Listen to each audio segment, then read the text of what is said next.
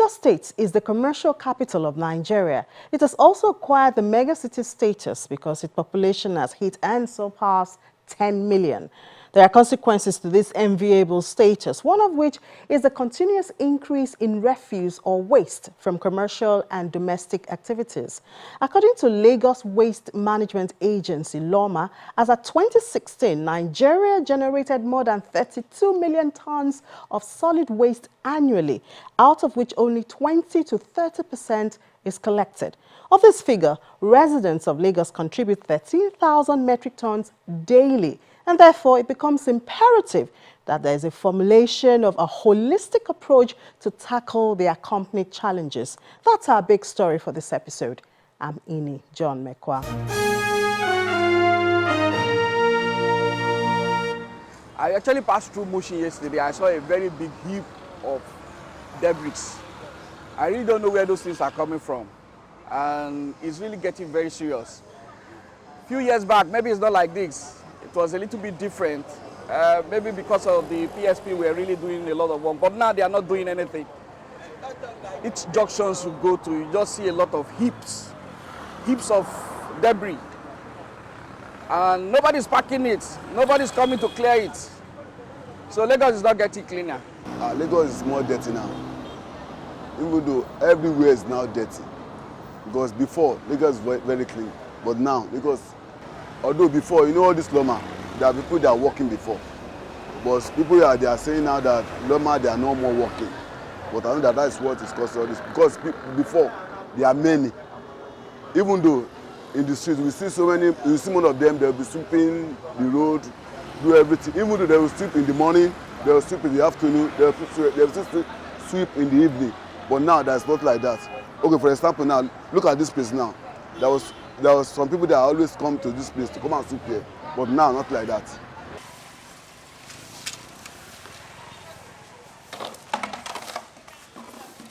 This is the observation of a lot of Lagosians in recent times. Private sector participation operators have been working closely with the state government through the Lagos State Waste Management Authority, LOMA. However, in 2017, reports filtered in that there would be a change in the arrangement of waste management in the state. The government signed an agreement with a foreign firm as part of its new waste management policy, a partnership under a public-private partnership initiative.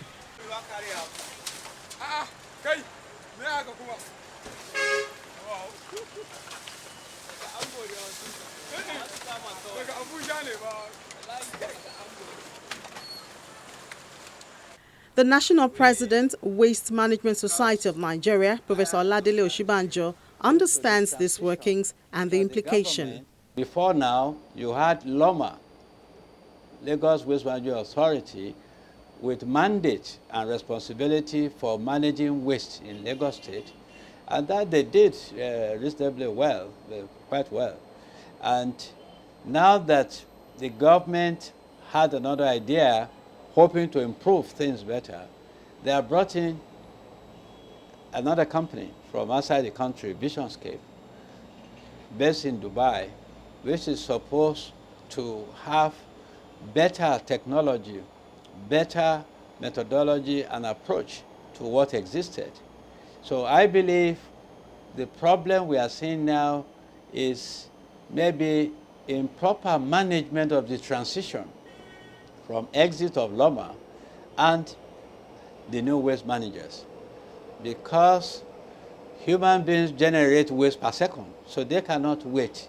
While government states try to see how to transit, the waste keep going on. The state government does not shy away from its responsibility of keeping the city clean and accepting the loophole created by the change in the system.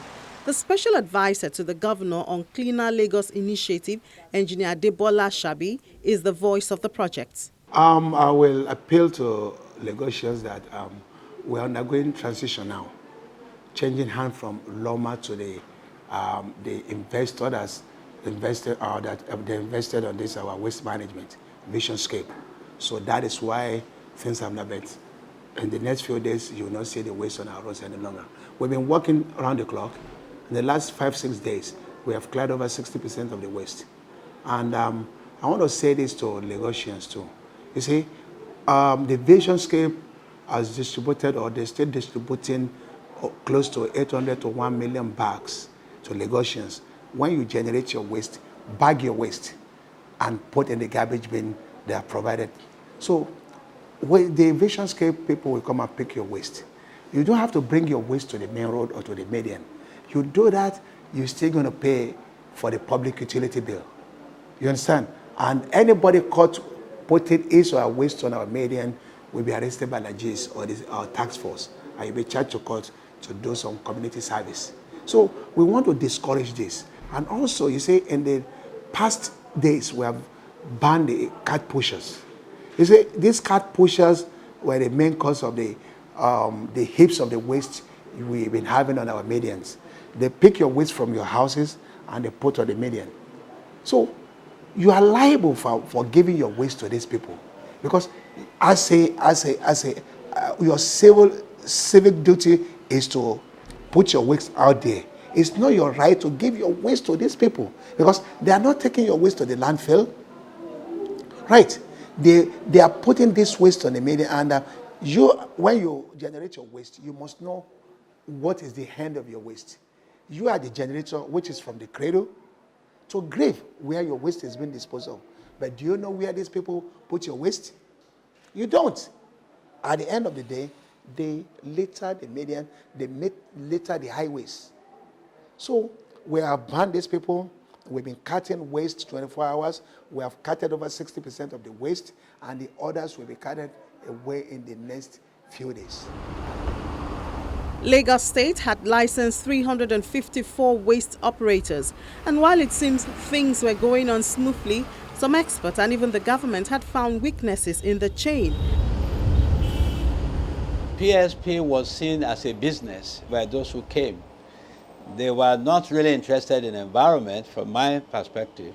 They see it as a business. And again, I think the process too was not well thought out in a way, because you find that in some areas the PSP trucks could not even reach their destination. So people have to put waste in corner places and so on and so forth, and that was an issue. The other problem, again, I learned is the payment system with the PSP, where all money goes to government, government then pays the PSP. So the PSP complained irregular payments and all that, and waste business is capital intensive. So if they had challenges getting paid for service rendered, that affected efficiency. And the other issue is our people, as I mentioned earlier, see waste management as a social service, which is not. The international paradigms are there. You know, every generator of waste is responsible for its waste. So if I release human waste, I could do expect somebody else to pay for it. It's my waste. So, and that's what Basel Convention says. You know, so every generator of waste is responsible for its own waste. Don't I talk about polluter pays principle? But again, we need to reorientate our people. Let people know that if they manage waste well, sanitation will improve, the people will be healthier, they will live longer, they will go less to hospital, they will have more money in their pockets to other things. But with poor sanitation, poor waste management, water bodies will be polluted. That is why poor water, as I call them, is popular. I'm a public analyst. Many of the so-called water sachets don't pass. That's why I call them poor water, not pure water.